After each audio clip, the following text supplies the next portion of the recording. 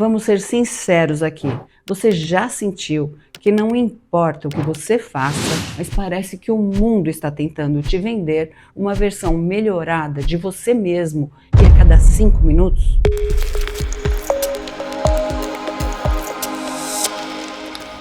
É bizarro. A gente abre o celular e é bombardeado por corpos que parecem esculpidos em filtros e promessas de dietas que resolvem a vida em 7 dias. E agora, a febre das canetas mágicas, que todo mundo está usando como se fosse vitamina.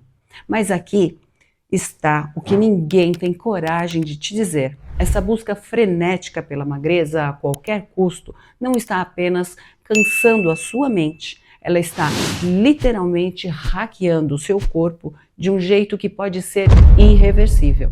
Eu sei, a pressão é real e parece que você é o único ficando para trás nessa corrida. Mas calma, você não está louco e a culpa não é sua. Existe sim uma engrenagem gigante por trás disso tudo e eu decidi abrir a caixa preta para você.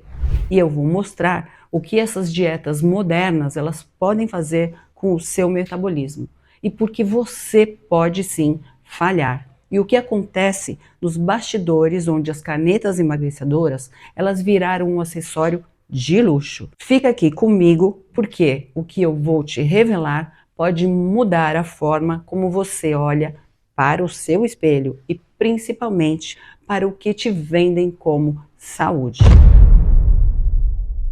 Agora que a gente já abriu essa porta, deixa eu te perguntar. Você já parou para pensar em como a gente chegou até aqui? Como foi que o nosso corpo, que é basicamente a nossa casa, a nossa máquina de viver, virou um objeto que precisa ser atualizado como se fosse um software de celular? Parece que, de repente, todo mundo decidiu que o único formato acessível e aceitável de ser humano é um retângulo definido com o mínimo de gordura possível. Mas a verdade é que essa ditadura do shape não cai do céu. Ela foi construída tijolo por tijolo. E se a gente voltar por um pouquinho no tempo, vai perceber que o corpo ideal muda mais que as estações do ano. Nos anos 50, o auge eram as curvas da Marilyn Monroe. Já nos anos 90, a moda era o heroin chic, aquela magreza extrema, com aquelas olheiras e um aspecto doentio. Hoje, a gente vive a era do corpo de filtro de Instagram, que mistura uma magreza impossível com curvas que anatomicamente só existem com a ajuda de um cirurgião plástico ou de um excelente editor de fotos. E por que isso importa?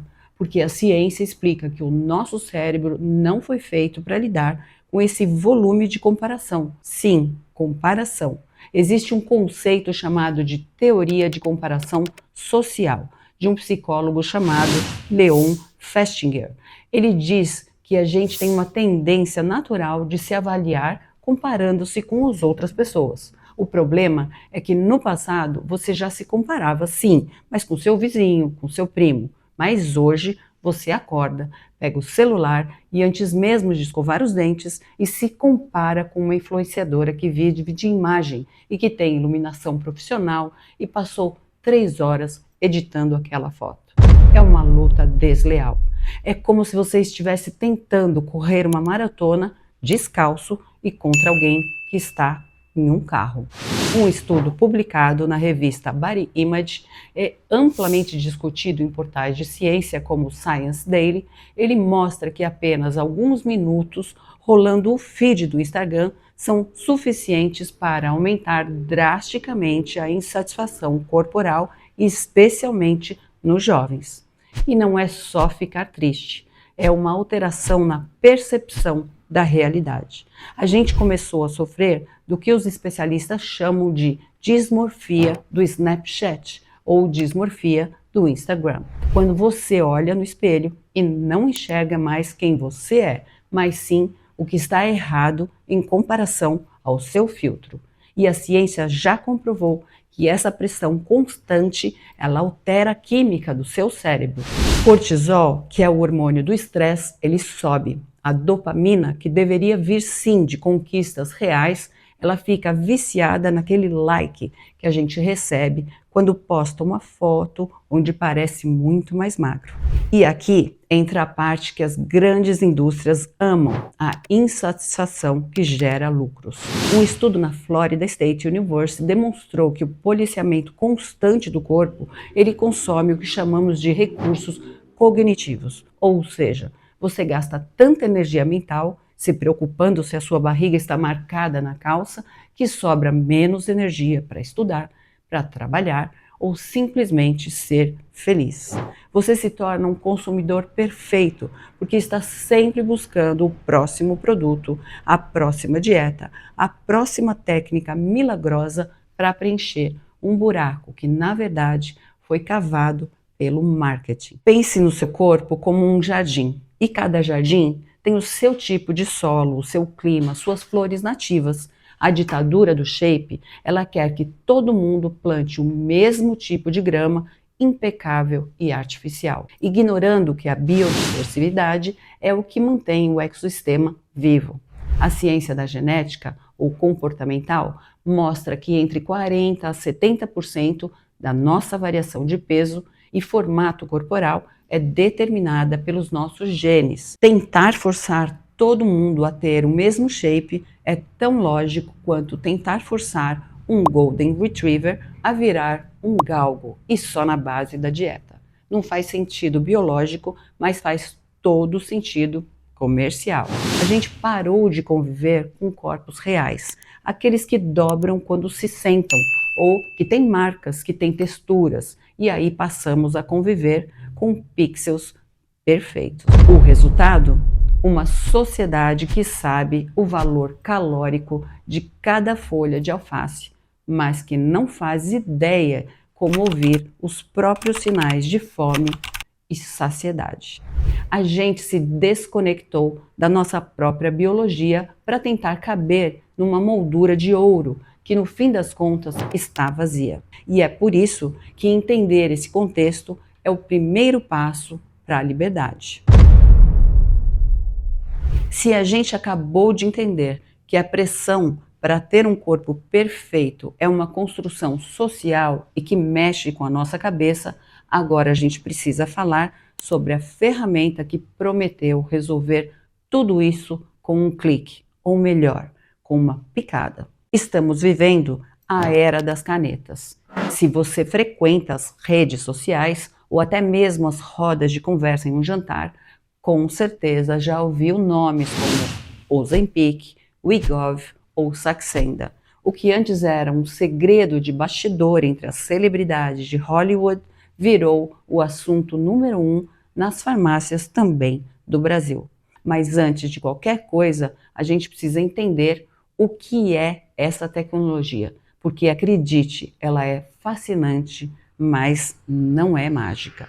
Imagine que o seu corpo tem um sistema de comunicação interna super sofisticado. Quando você come, o seu intestino ele libera um hormônio chamado GLP-1. Esse hormônio é como um mensageiro diplomático que viaja até o seu cérebro e avisa: "Ei, já temos energia suficiente por aqui. Pode parar de mandar o sinal de fome." O problema é que o nosso GLP-1 natural, ele dura pouquíssimo tempo no sangue. Ele some em minutos e é aí que entra a ciência da semaglutida, que é o princípio ativo dessas canetas. Os cientistas eles conseguiram criar uma versão turbinada deste hormônio, que resiste muito mais tempo no seu organismo. Em termos simples, é como se você tivesse trocado um post-it que cai da geladeira em 5 minutos por um letreiro de neon gigante no seu cérebro dizendo: você está satisfeito. E isso muda tudo.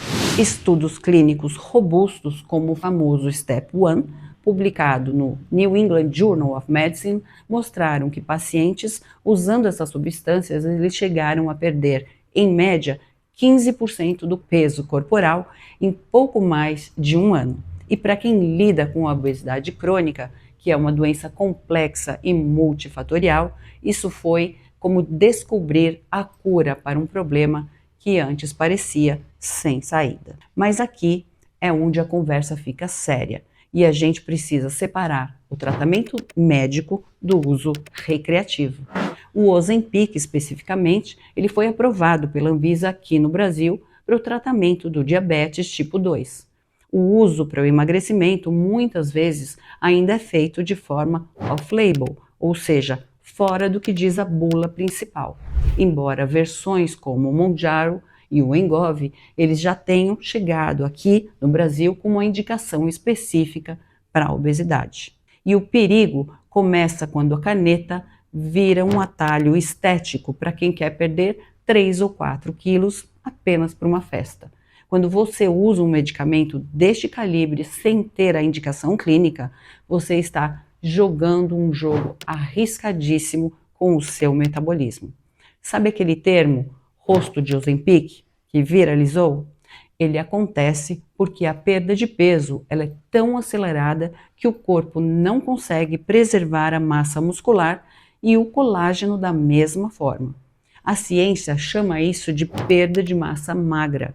Além disso, existem os efeitos colaterais que ninguém posta nos stories, como náuseas intensas, vômitos, constipação severa e, em casos mais raros, mas documentados sim, riscos de pancreatite e problemas na vesícula biliar.